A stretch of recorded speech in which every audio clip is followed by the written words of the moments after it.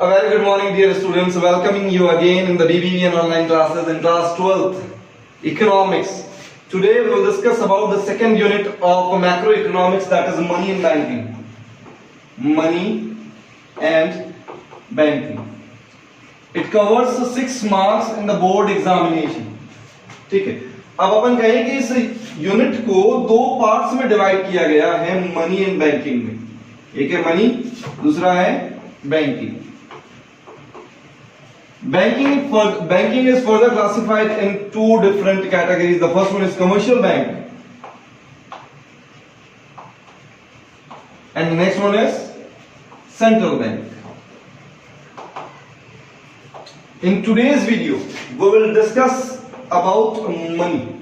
आज के वीडियो में अपन केवल और केवल मनी के बारे में बात करने जा रहे हैं कि मनी क्या है, मनी की जरूरत क्यों पड़ी.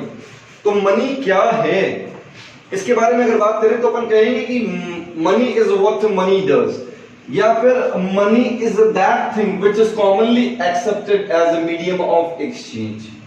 ठीक है, मनी के बारे में अपन ने क्या कहा? Money is what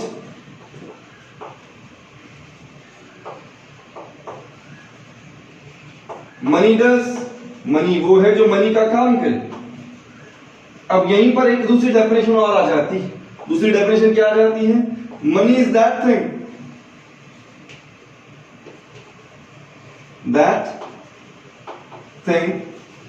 which is commonly accepted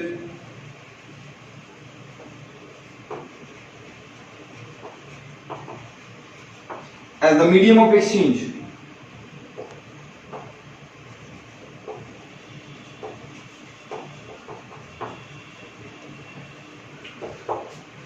ये जो दो वर्ड्स ये जो दो डेफिनेशंस हमारे सामने लिखी हैं, दोनों ही मनी के फंक्शन पर फोकस डालती हैं कि मनी करती क्या है. अब मनी करती क्या है इसके बारे में बात करें तो सबसे पहले हमारे दिमाग में ये चीज आती है कि भाई मनी को डिराइव करने की जरूरत क्यों पड़ी. Why do we need to derive money? In the ancient time when the people are doing transactions through barter system or through C2C system. C2C stands for commodity to commodity. Then why do we need to derive money? हमें money की जरूरत क्यों पड़ी?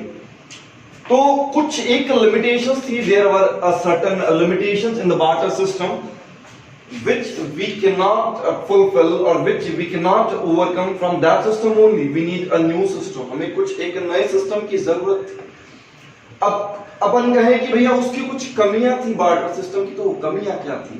सबसे पहली जो उसकी limitation बताई जाती है वो बताई जाती है लैक ऑफ डबल कोइंसिडेंस. क्या बताई जाती है?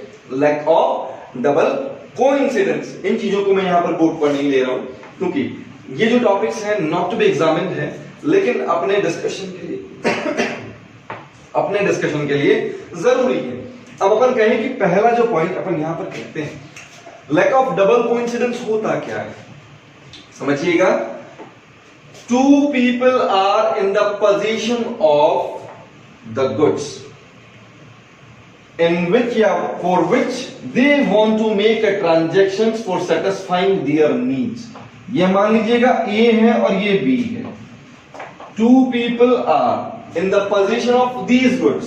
मान लेते हैं इसके पास में wheat है, इसके पास में राइस है. ठीक है. Here we have two people, person A and person B. Both are in the possession of those goods which they want to transact for satisfying their needs. सीधा सा मतलब है A को राइस चाहिए, B को wheat चाहिए. तो A क्या करेगा? अपना वीट लेकर के बी के पास में जाएगा और बोलेगा भैया मुझे तो चावल दे दे, मेरे गेहूं ले ले. ठीक है, तो it is a kind of possibility which in the earlier stage can be incurred, जो पुराने समय में हुआ करती थी. लेकिन now to find this kind of situation is complex. क्यों? Because we have wider choices. There are number of needs which are continuously rising day by day. आज हमारी जो जरूरतें हैं वो बढ़ते हुए समय के साथ में, बदलते हुए समय के साथ में बदलती जाती हैं. तो इस तरह की जो कंडीशन है इसे सेटिस्फाई कर पाना ये कॉम्प्लेक्स हो जाता है. तो इसे क्या कहा जाता है? Lack of double coincidence. क्या कहते हैं? Lack of double coincidence. पहली लिमिटेशन ये रही है आपकी। दूसरी लिमिटेशन आती है आपके पास में मेजर ऑफ वैल्यू या common value. Major of value का सीधा सीधा मतलब, अब अगर मान लीजिए किसी से ये पूछा जाए कि भैया आपकी कार की वैल्यू कितनी है, वो क्या बोलेगा? Around 5 lakh 10 lakh. Exactly money में उसे मेजर किया जा सकता है, मनी में उसकी वैल्यू बताई जा सकती है। लेकिन अगर मैं उसे किसी और कमोडिटी में एक्सप्लेन करने के लिए कहूं, मैं ये कहूं कि भैया क्रेचर में बताइए, गायों में बताइए कितनी वैल्यू है, तो क्या ये पॉसिबल है? प्रैक्टिकली पॉसिबल है? ये कंप्यूट किया जा सकता है कि उस गाड़ी की वैल्यू किसी और कमोडिटी में कितनी हो सकती है? नहीं ना। तीसरी प्रॉब्लम अपने पास में आती थी medium of exchange. Medium of exchange में अपन कहते हैं कि इन द अर्लियर सिस्टम और in the barter system both buying and selling activities are joined together. If I want to purchase something at the same time I have to sell something. अगर मैंने कुछ खरीदना है तो मुझे कुछ ना कुछ बेचना ही पड़ेगा। अब ये जरूरी तो नहीं, if I don't have anything to sell then I could not be able to buy anything. अगर मेरे पास बेचने के लिए कुछ नहीं है तो मैं कुछ भी नहीं खरीद पाऊंगा, ये तो बहुत बड़ी समस्या हो जाती है। तो अपन कहेंगे कि बार्टर सिस्टम में पहली प्रॉब्लम क्या रही? Lack of double coincidence. Second क्या रही? Measure of value. थर्ड क्या रही? Medium of exchange. और लास्ट अगर अपन बात करते हैं तो अपने पास में स्टोर ऑफ वैल्यूज आती है। क्या आती है? Store of values. Store of values का मतलब क्या होता है? It is difficult to store the goods for a long period. Goods को आप लॉन्ग पीरियड तक अगर स्टोर करना चाहें, आप नहीं कर सकते। नहीं कर सकते ना। एक बात सोचिएगा, डीमोनेटाइजेशन जब हुआ था, तो डीमोनेटाइजेशन जब हुआ तो घर में कमाने वाला मेल। अब जब पैसा जमा करा दिया गया तो घर की महिलाओं ने अपने पास से, अपने गुल्लक में से पता नहीं कितने सालों से जो 1000-500 के नोट इकट्ठे कर रखे थे वो निकाल करके दिए, भैया ये भी 500-1000 के नोट बदलाने हैं। अब सोचो कि अगर इनकी जगह सेव होती तो पॉसिबल था क्या कि वो अपने गुल्लक में से सेव निकाल करके देते, बोले कि भैया ये 5-7 साल पहले की सेव है, से स्टोर कर रखा था? पॉसिबल नहीं। तो फिर अपन कहेंगे क्या कि commodities do not retain their values for long period. Commodities लंबे समय तक अपनी वैल्यूज को रिटेन नहीं करती। These were the limitations of barter system. मेरे साथ फटाफट से रिवाइज करिए। पहले लिमिटेशन क्या थी? Lack of double coincidence. Second क्या रही है आपके पास में? Medium of exchange. Third measure of value या फिर कॉमन वैल्यू भी कह सकते हैं इसको। और लास्ट क्या बताया आपको? Store of values. ठीक है, लेकिन अब आज के समय में अगर ये चीज होती तो इसमें एक पॉइंट और जुड़ जाता। वो क्या होता है? स्टैंडर्ड फॉर डेफर्ड पेमेंट्स, यानी कि फ्यूचर पेमेंट्स। अब अपन कहेंगे सर ये फ्यूचर पेमेंट क्या होता है? जो एग्रीड पेमेंट्स होते हैं जिन पर इन्फ्लेशन का इफेक्ट आना है, जिनका पेमेंट आज नहीं फ्यूचर में किया जाना है, they are the deferred payments. ठीक है, इन डेफर्ड पेमेंट्स का जो एग्रीमेंट है वो कमोडिटी वैल्यू पर कंप्यूट नहीं किया जा सकता, लेकिन मॉनेटरी वैल्यू में किया जा सकता है। एग्जांपल के लिए आप सैलरी समझिएगा। जो अपन किसी आदमी को सैलरी पर डेप्यूट करते हैं, नौकरी देते हैं, तो सैलरी का जो एग्रीमेंट होता है वो फ्यूचर ओरिएंटेड होता है। क्या सैलरी आज ही दी जानी है या आने वाले कई सालों में दी जाएगी? आने वाले कई सालों में देंगे। तो अपन कहेंगे कि क्या उसे कमोडिटी बेस्ड ट्रांजैक्शन माना जा सकता है? ना। क्यों? Because it will get affected by the inflation in the economy. Inflation का उस पर इफेक्ट आएगा and it is difficult to compute the inflationary effect in the commodity term. commodity term में inflationary को effect को compute नहीं कर सकते। ठीक है, मनी क्या था? money is what money does। फिर यहां पर अपन कहते हैं कि money is that thing which is commonly accepted as the medium of exchange। earlier system क्या था? C2C economy। C2C economy क्या थी? commodity to commodity economy। इसी कमोडिटी टू कमोडिटी इकोनॉमी को क्या कहते हैं? Barter system. Limitations of barter system क्या थी? पहली lack of double coincidence, second medium of exchange, measure of value, store of values and standard for deferred payments.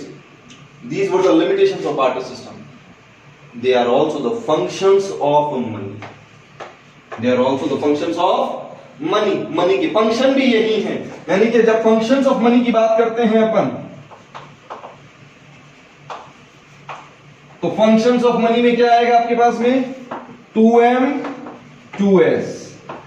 2m stand for medium of exchange and major of value.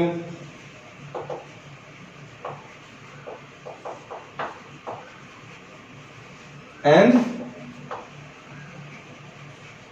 measure of value. S stands for store of value and standard for deferred payments.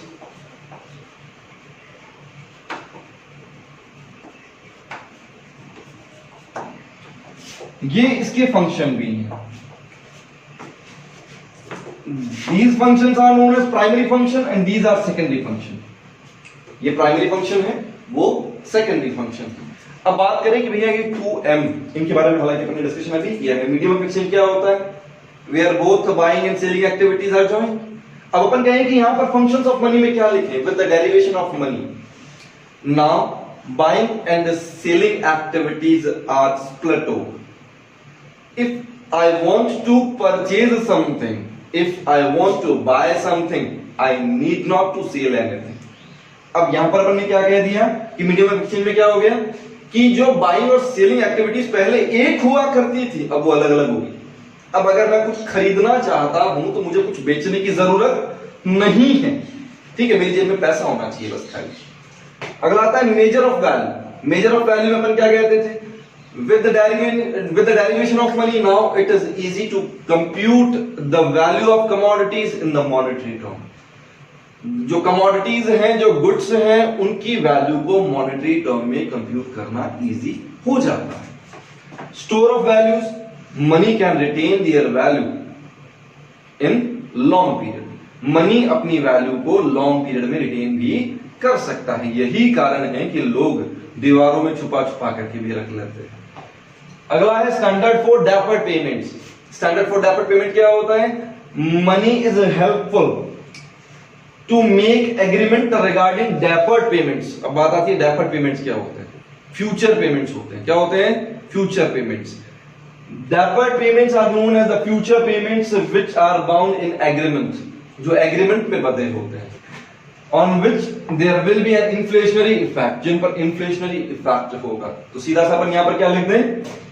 Standard for deferred payments में अगर लिखना है then money is helpful to make standard for future payments. ठीक है, आज हमने जो अपनी बात की है यहाँ पर मनी क्या है, मनी की जरूरत क्यों पड़ी और मनी के फंक्शन क्या है.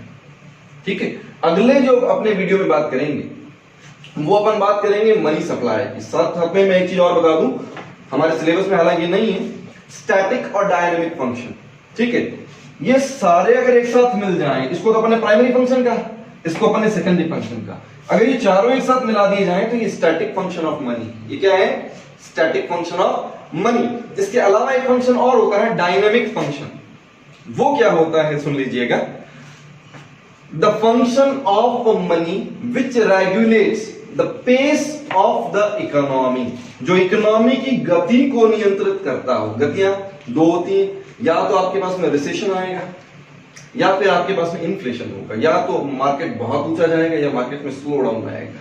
ठीक है, तो अपन कहें कि अगर मार्केट में इन्फ्लेशन हो, मार्केट में डिफ्लेशन हो, इन दोनों को कंट्रोल करने के लिए मनी का जो फंक्शन काम में आएगा उसे डायनेमिक फंक्शन कहते हैं. ये नॉलेज के लिए अपन ध्यान में रखते हैं. यहां पर हमारे फंक्शंस कंप्लीट हो जाएंगे. अगले वीडियो में मिलेंगे मनी सप्लाई के साथ. Thank you.